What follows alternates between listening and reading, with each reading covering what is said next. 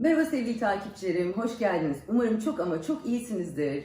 Uzun zamandır benim üzerinde düşündüğüm bir konu vardı. Çünkü karşılaştığım, konuştuğum, sosyal medyadan takip ettiğim herkesi böyle yakından inceliyordum. Ve birçok kişinin aslında başkalarının depresyonda olmadığını düşünerek de depresyona girdiğini, hatta girdikleri depresyondan sırf bu sebeple de çıkamadıklarını görüyordum. Aslında depresyon konusunu incelemek istiyordum ama o kadar çok incelendi ki ve işlendi ki bu konu uzmanlar ve benim gibi uzman olmayıp da fikri olanlar tarafından başka bir bakış açısı getirmeyecek olsam haddimde görmediğimden inanın hiç bulaşmazdım. Sonra ne mi oldu? Bir yazı okudum ve gerçek olma ihtimali bile bana iyi geldi. Size de iyi gelecektir diye anlatmak istedim.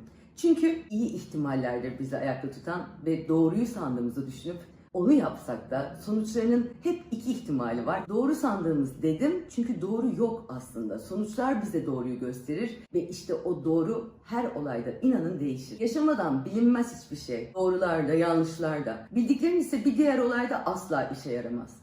Ama sonuçlara doğru ilerlerken inanmak var ya o insanı ayakta tutar. Bu videoyu başlığını görüp izlemeye karar verdiyseniz kendinizi depresyonda gibi hissediyorsunuzdur değil mi? Klinik anlamda değil belki. Belki teşhisi de koyulmadı. Azı var, çoğu var, türlü türlü halleri var bu illetin. Ama herkes öyledir ya, kendisininkini çok sanır, çok önemli sanır. O başka konu zaten, o başka bir video konusu. Depresyonu kötü olduğundan da kötü yapan ve hissettiren bir özelliği var biliyor musunuz?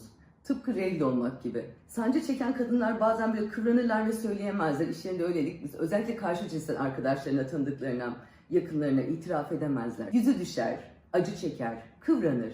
Ama neyin var diye sormasınlar diye ya belli etmezler ya da soran olursa da işte karnım ağrıyor, geçer boşver falan derler. Depresyon da böyle işte. Tırnağım kırıldı diye hayıflanabiliriz tanıdıklarımızın yanında. Tüm gün hem de utanmadan. Ama depresyondan biraz utanılır değil mi? Sanırım tanıdık eczanelerden Viagra almak istemeyenler gibi antidepresan almak istemeyenler de vardır aramızda değil mi? Ya da gider eczaneye ya annesine ya kardeşine alıyordur. Evdeki bozuk onlardır yani kendisi değildir. Çünkü bozuk bilinir antidepresan kullananlar. Ama o kişi depresyonda olmaktan utananlardan değilse benim gibi öyle bile olsa söyleyemez kimseye. Sebebi nedir biliyor musunuz? Toplumun bakış açısıyla ilgisi var.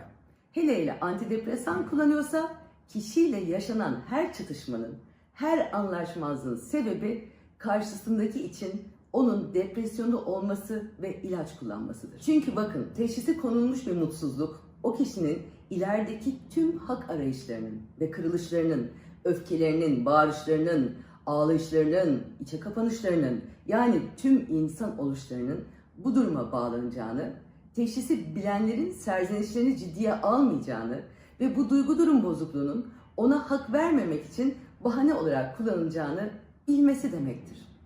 Utanmasa da söylemez bu yüzden. Yine aynı regl gibi farkında mısınız? Özellikle erkekler kadın bir şey için çabaladığında, bir şeyler için çabaladığında, vazgeçmek istemediğinde, bir şeyler düzelir umuduyla dil döktüğünde, yani erkekçe lisanında dırdır yaptığında sen regl mi olacaksın diye sorarlar ya ve eğer ki öyleyse bir de onlara anlamsız görünen anlamlı isteklerinize anlam vermek istemeyişlerini itiraf etmek yerine ellerindeki bu delille isteklerinizin anlamsızlığını ispatlamış olurlar. Bu yüzleşmeden sobe diyerek ve bizi ebeleyerek kaçarlar. Dava düşmüştür. Temize gitmek gereksizdir. Eğer zaten reglseniz ağzınızdan çıkacak her kelime aleyhinize bir delildir. Depresyon da işte tüm doğrularınızı yanlış gibi gösterir karşınızdakine ve elinizden haklarınızı alır. Yoksa biz de biliyoruz o da ülser gibi, kanser gibi, grip gibi bir hastalık ama yine de belli edemiyoruz. Çünkü karşımızdakinin kaba ve düşüncesiz davranışına kırılırsak olur ya bir ara o kişi kırılışımızın sebebini ayılığına değil de depresyonumuza bağlıyor. İnsanlar depresyonda olduklarını sadece başkalarına değil kendilerine bile itiraf etmek istemiyorlar. Zaten biraz da serde dertli insandan kaçın ya da kaçılır dürtüsü var ya, haklılar da insanlar yıllardır yalan yanlış kişisel gelişim öğretileriyle donanımlandılar sosyal medyada. Oradan başka bir şey okumadılar çünkü, araştırmadılar. Enerjileri düşmesin diye enerjisini emen insanlardan kaçmaları öğretildi insanlara ama yanlış anladılar. Çünkü enerjisiz insanlar yani depresyon geçiren insanlar enerji emenler değildir. Aslında çok enerjili olup öyle görünüp başkalarının enerjilerinden beslenen ve gerçekte o enerjiye düşen insanların o hale girmesine sebep olan insanlardır. Yani dertli insandan kaçayım bu benim enerjimi düşürüyor demek sadece bencilliktir, narsistliktir bana göre. Sosyal medyanın yetiştirdiği yaşam koçlarının bilinçsiz kurbanı olan yüzeysel beyinlerin kapasitesini gösterir. Bu sebeple o depresyondaki insanlar da aman kimsenin enerjisini düşürmeyeyim diye düşünürler. Çünkü zaten o düşünceli olma sebebiyle o hale gelmişlerdir. Ruh hallerini hiç belli etmezler ve insanlardan onlar kaçmadan kaçarlar ve kaçtıkça daha da fazla depresyona girdiklerini anlarlar. Bu olayın klinik tanımları vardır tabii ki.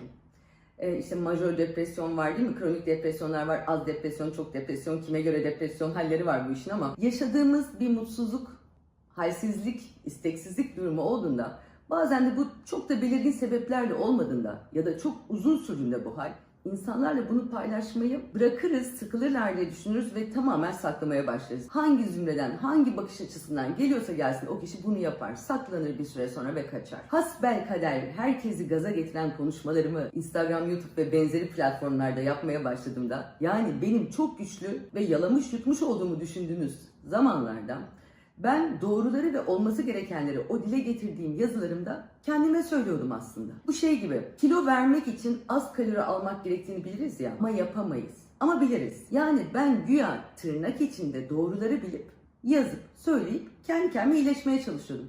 40 kere söylersem olur belki diye. Birdenbire Güzin abla ilan edildim.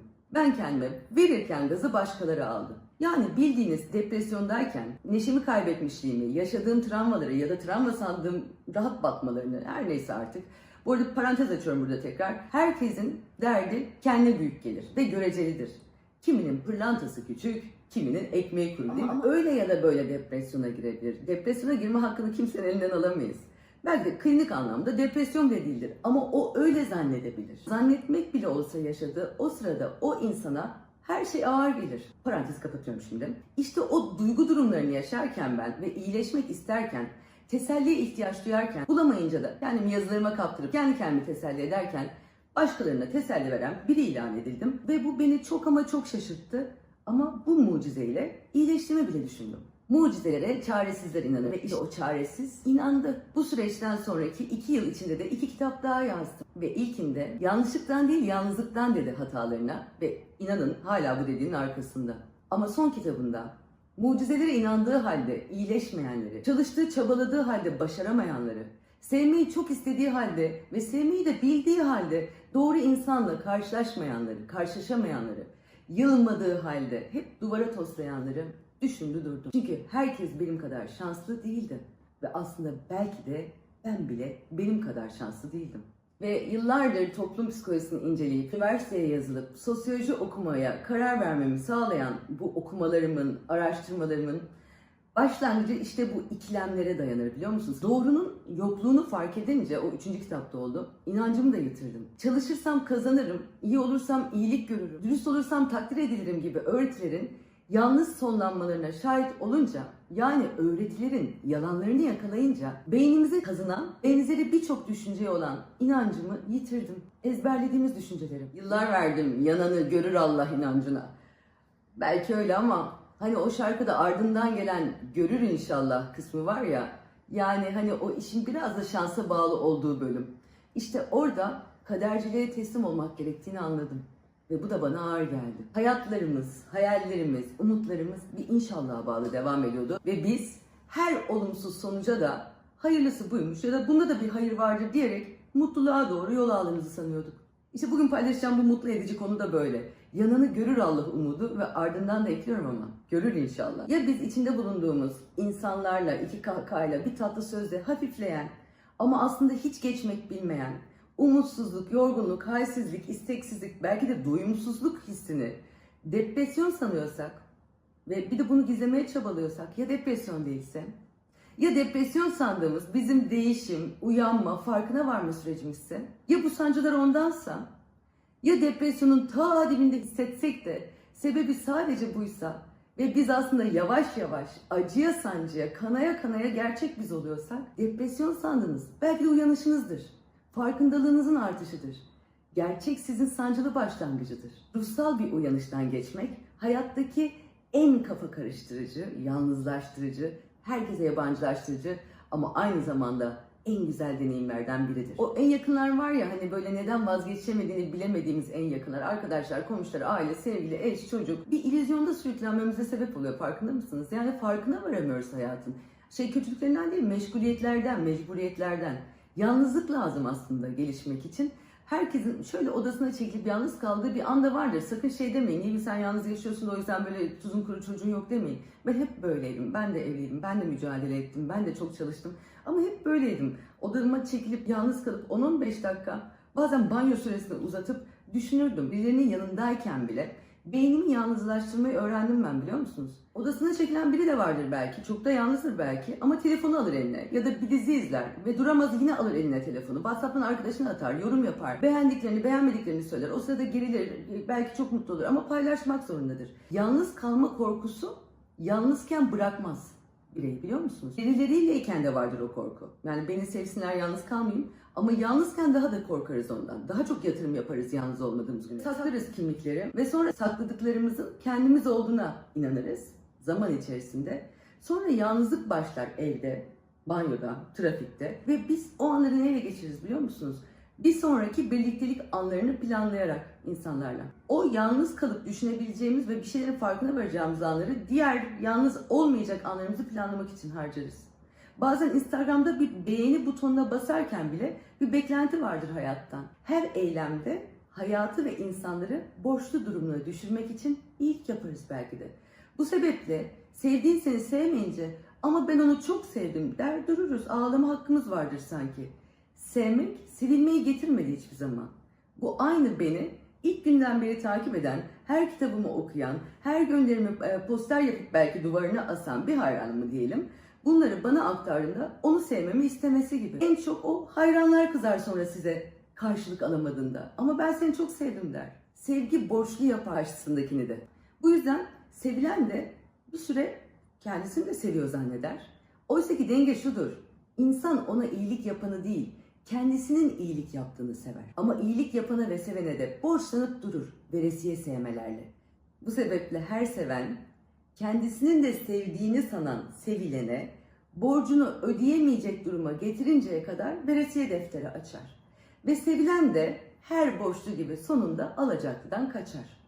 Kimse düşünmez bunları ama. Hayatın öngördüğü şekilde doğar, evlat olur, okur, adam olur, koca olur, baba olur, kadın olur, eş olur, ana olur. Rollerle meşguldür tüm hayatı boyunca. Ve herkesin oynadığını oynamak çok kolay gelir insana.